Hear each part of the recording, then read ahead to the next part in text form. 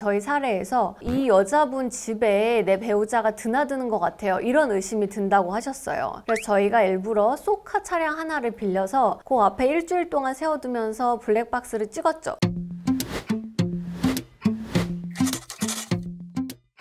배우자와 불륜 행위는 보통 은밀하고 조심스럽게 진행되기 때문에 증거를 수집해 놓는 게 상당히 어려워요. 그래서 보통 의뢰인분들이 가지고 오시는 증거를 보면 미행하거나 도청을 하는 등 불법적인 방법으로 취득한 증거들이 꽤 있는데요. 그렇기 때문에 안타깝게도 증거로 못 쓰는 경우들이 좀 발생을 합니다. 어떻게 해야 은밀하게 필요한 증거를 잘 확보할 수 있을까요? 먼저 녹음에 대해서 알아볼게요. 많은 분들이 아시다시피 대화 당사자 간의 녹음은 적법합니다. 따라서 내가 배우자나 그 상간자와 전화를 하면서 녹음하는 것은 부정행위에 대한 근거 자료로 법원에 제출할 수가 있어요. 다만 이 경우에 아셔야 될 것은 그 녹음을 하는 과정에서 이제 유도를 한답시고 개인의 사생활을 심하게 침해하거나 또는 대화 과정에서 약간의 협박, 강요 또는 욕설, 폭언이 있다면 이것은 문제가 될 수 있고 상대방으로부터 오히려 역고소를 당해서 처벌의 위험 소지도 좀 있습니다. 그런데 본인이 대화 참여자가 아닌 타인 간의 대화를 녹음한 것의 경우에는 이혼 소송에서 활용할 수가 없어요. 특히 이제 비밀번호가 걸려있는 배우자 개인 소유의 핸드폰 또는 노트북에서 발견한 그 녹음 또 녹취록은 확보했다고 하더라도 통신비밀보호법 위반에 해당할 수가 있습니다. 또 이제 사건을 하다 보면 차량에 녹음기를 설치해 놓는 분들이 있어요. 이제 차량에서 무슨 일이 벌어지는지 좀 확인해 보고 싶으신 거겠죠. 근데 이 경우에도 대화 당사자 간의 녹음이 아니기 때문에 통비법 위반으로 징역형의 집행유예가 나올 수가 있습니다. 또한 차량뿐만이 아니라 내 자택에 녹음기를 설치하는 것도 문제겠죠. 이처럼 공개되지 않은 타인 간의 대화를 녹음하는 것은 법적으로 처벌이 될 수 있으니까 주의하셔야 되겠습니다.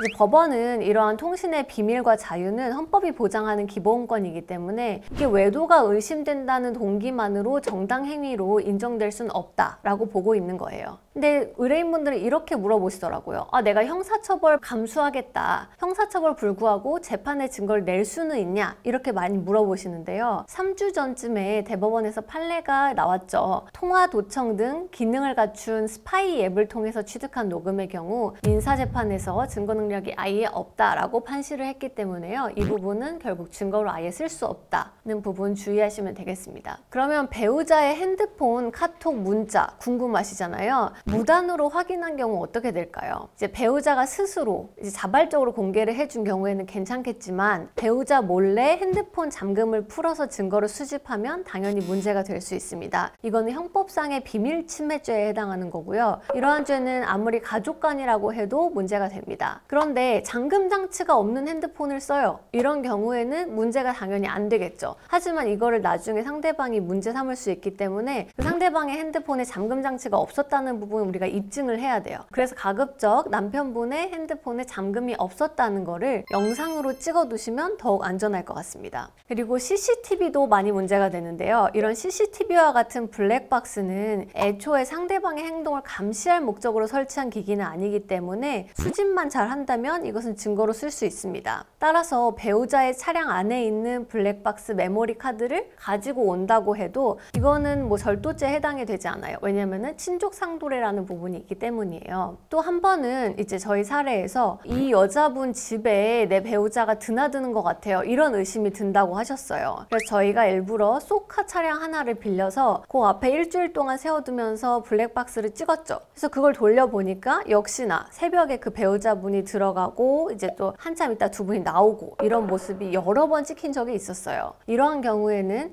적법하게 수집한 증거로 법원에 제출을 할 수가 있겠습니다.